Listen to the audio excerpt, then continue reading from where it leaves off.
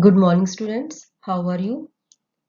We are continuing our chapter 5, Birds, Beaks and Claws. In this session, we will discuss about feet and claws of birds.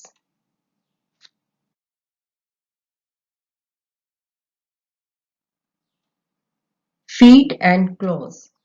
Students, the feet and claws of birds are shaped to suit their perching, means sit on something, and food habits.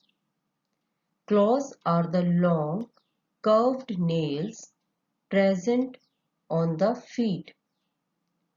Claws can be used for climbing, protecting, holding food, swimming, and perching.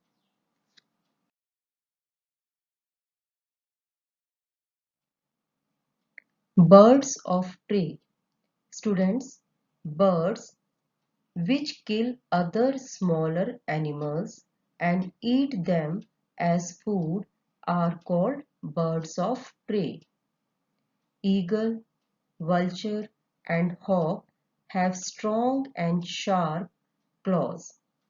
These help them to firmly hold the prey while flying.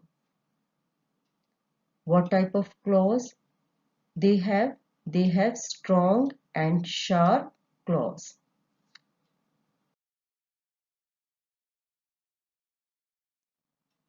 Perching birds. Sparrows, pigeons, and crows have long and slender claws with three toes in front and one at the back. You can see here in this picture, three toes in front and one at the back. Their toes curl around the branch or a wire and hold it firmly.